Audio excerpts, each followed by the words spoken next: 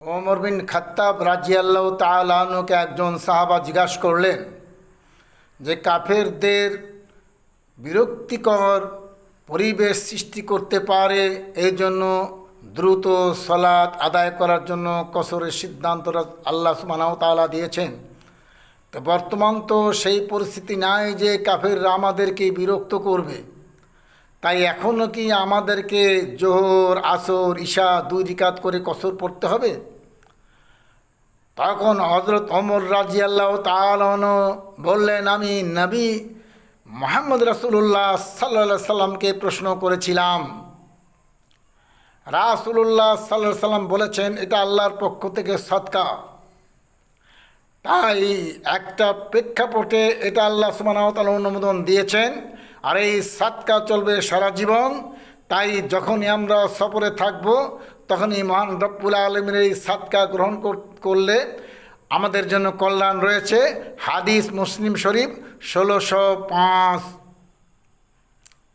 নম্বর হাদিস। মিশকাত 1335 নম্বর হাদিস।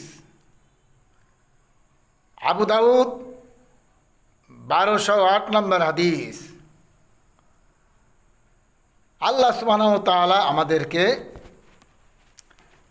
আল্লাহর দেওয়া এই নিয়ামত গ্রহণ করার তৌফিক দান করুক। এরপর কসরে নিয়ম কানুন সম্পর্কে একটি হাদিসটা হলো আবু দাউদের 1208 নম্বর হাদিস, মিশকাতে 1266 নম্বর হাদিস। এই হাদিসে কি পাওয়া যাচ্ছে? রাসূলুল্লাহ সাল্লাল্লাহু আলাইহি সাল্লাম একটা যুদ্ধে গিয়েছিলেন। সেই যুদ্ধ ছিল তাবুকের যুদ্ধ। এই যুদ্ধে রাসূলুল্লাহ সাল্লাল্লাহু আলাইহি সাল্লাম জোহর, আসর, মাগরিব, ঈশা একসঙ্গে জমা করেছিলেন।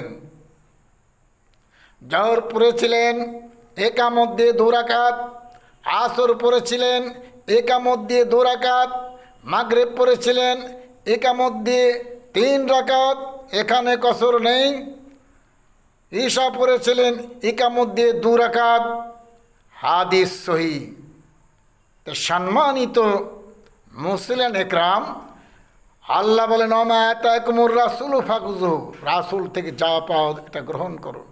এটা রাসূল থেকে পাওয়া গিয়েছে, রাসূলের আদর্শ। তাই কোনো কারণে যদি আমরা সালাত আদায় করতে সুযোগ না পাই, তাহলে 5 ওয়াক্তের সালাত রাসূল এক জামাতে পড়েছেন, আলাদা আলাদা কামত দিয়ে, তাই আমরাও সেইভাবে সালাত আদায় করে নিতে পারবো ইনশাআল্লাহ।